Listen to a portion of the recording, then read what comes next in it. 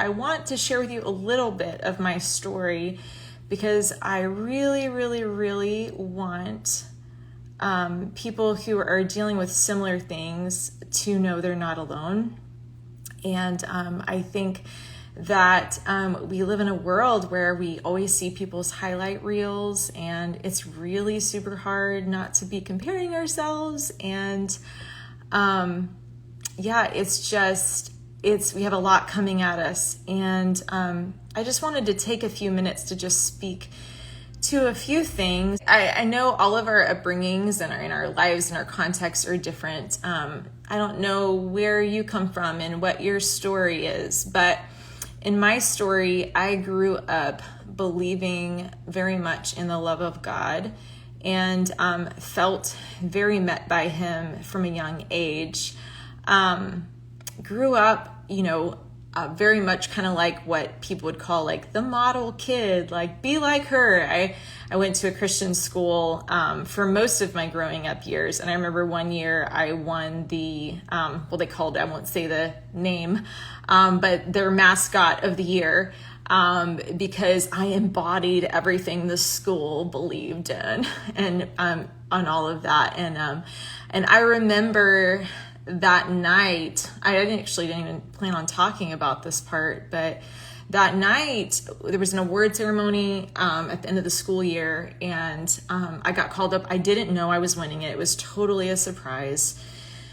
So I come up to receive this trophy, and I was all of 14 or 15 years old, and I remember smiling and receiving the award and feeling so completely hollow inside because I loved God so much. I would spend my summers going on mission trips and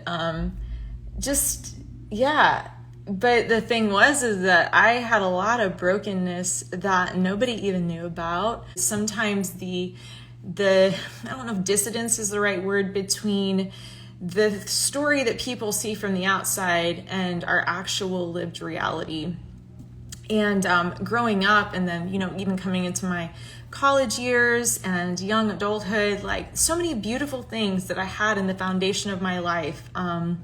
Reading my Bible and learning about prayer and living a life of prayer and letting God speak into the places where I was at, learning how to process raw emotion with the Lord. That was like a real growing process. And there's so much, right? Just like you, there's so many layers to our stories. Then we speed up. And so it's interesting, like, I'm sure you can see in your own life, like the different challenges and stuff that you go through and that you face.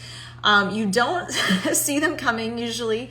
And you find that the things that you face actually really, they can trigger things you're not expecting, trigger feelings you're not expecting, trigger even like sensations, like whether it be heart, having heart palpitations or just feeling really overwhelmed. But I had this concept of what it was to be a Christian and what it was to be like a daughter of God. But there were like so many things that I was missing. There were a lot of lies I was believing that I didn't even know I was believing. And sometimes it's when we're held to the fire that we really see, like, where are the holes in our belief system? Where are the holes in what we, how do we reconcile what we're experiencing in life with what we believe? But like, just, like for a couple of examples for me would be like, okay, getting married, and getting thrown into like major financial stress. Woo, that's so fun for a young marriage. Having had a daughter, and then I had my second child as a son, and didn't know what the heck was going on with him. And he was waking up with night terrors during the night and melting down all day long, and was having all of these really weird issues that we didn't know at the time were actually sensory processing disorder. And our life was in complete chaos. and everything that I knew, like just pray, read the Bible, do all these things, like guess what? Like, yeah, I have never left those things behind, but there are times that I've gone through things that I realized that the tools that I have weren't quite enough. And then several years ago, we went through a really traumatic time of turmoil in ministry with church family, and it was a really, really, really hard time. And I remember having panic attacks in the shower and not knowing what the heck was going on. And what I want to speak to is like, the thing is I just want to say, for anybody that's like legit going through a struggle, whether you think, the thing is, I know I keep cutting myself off. I do that with my husband and I do that with my friends, so that's just quirky me. But the thing is, if you have an internal response to something that's going on around you, and you might feel like, why the heck am I feeling this reaction to this thing? Like, this should not be this big of a deal. I should not be struggling with this.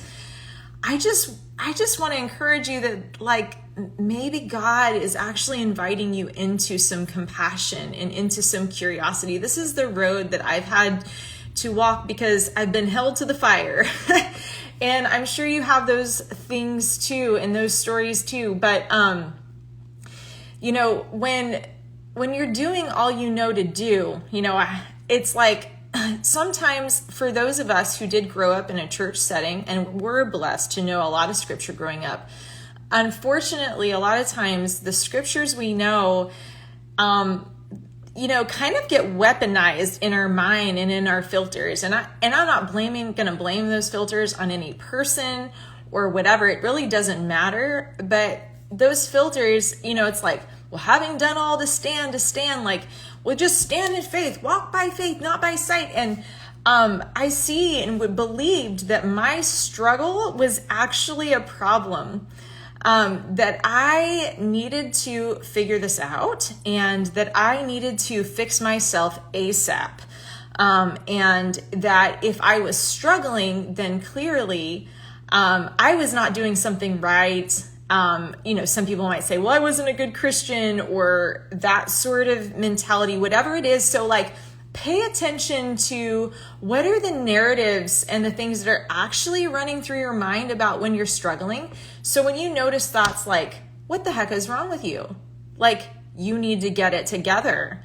You should not be struggling with this. I just want to say and encourage you, like, there is something there worth validating and worth sitting with, and something where God really wants to pour out his compassion in you, that you're not like a project to be fixed. And one of the things that's been so life-giving for me, I've been meeting with, there's been like so many different phases to the journey, but I've been meeting with a life consultant for the last year, and it's been such a life-changing experience.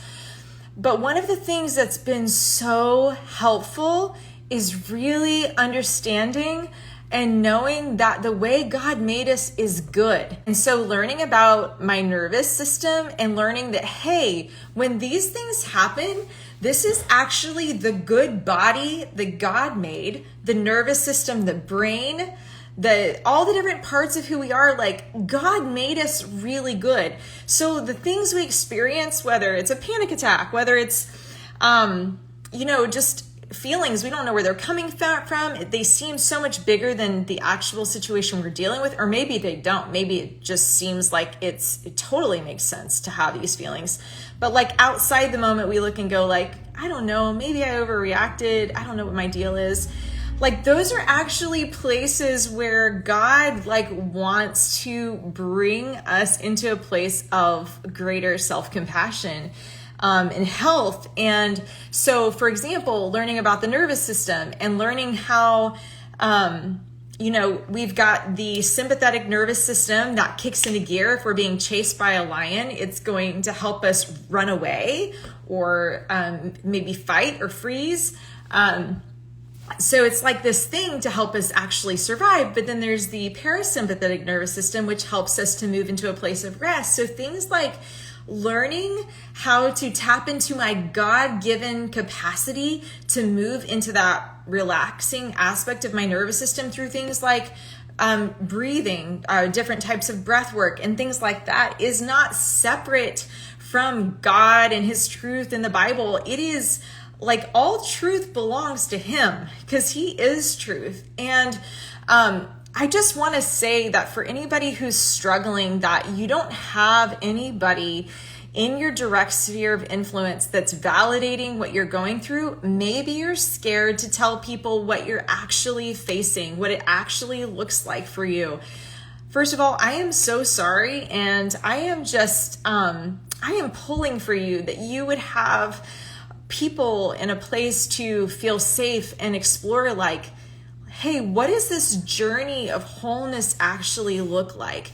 And could it actually be more gracious than I thought or imagined it could be? Could it actually be more gentle, more kind than I thought it could be?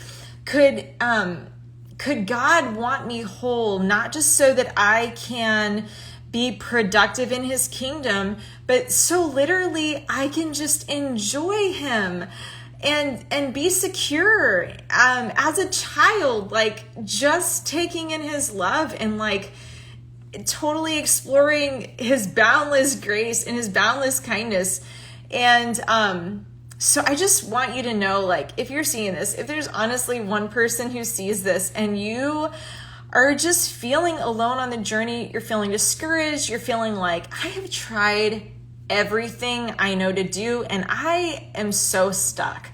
I just want you to know that you are seen, you are loved, you are so important. And what you're going through, whether or not you know right now all the reasons why you feel the way you do or why your body's reacting the way that it's reacting, like, it matters. And you are worth sitting with, and you are worth knowing, and you are worth like exploring, like, hey, like, what if I could just open myself up to the possibility of, I wonder why when my kid did that thing that was so like jarring to me. Like, I wonder, instead of I shouldn't be struggling with this, actually changing our language to, I wonder why I did that. That's really interesting, you know, and just slightly by small degrees switching into a posture of openness and being like curious. Like, there's something about that thing, you know, I was telling you about my son with sensory processing disorder. He was actually diagnosed with autism a few years ago. And you know, we are just declaring God's goodness over his life and believe that he will do everything he is meant to do in this world. But the reality is that our family dynamic has been very, very chaotic a lot. And so those things, the things that happen around us, I mean, we all went through COVID, right? Like, there are literally things and fires all the time. And I think sometimes we have amnesia, like we're like, hey, my whole thing is like totally working for me. Like, I read my Bible, I pray, I go to church, or I have these things, or I have my workouts, or I have my things, and we have our systems for how we try to be intentional and thrive in life. But then something happens, whether it be the loss of a loved one or a scare or a trigger that we don't even fully understand. And all of a sudden we're flailing, and God's like, yeah, I see you, and that's real, and I have more for you. And so I just want to encourage you, like, you are so not alone. And honestly, if there's any way that I can pray for you, if you have any questions, like if you just need someone to share your story with, like, I do know, Mama Vault. But I just want you to know that you're not alone, because I know there's a lot of you out there that are really hurting and really, really feeling alone in it. So just love you guys, and hope that you have a great night.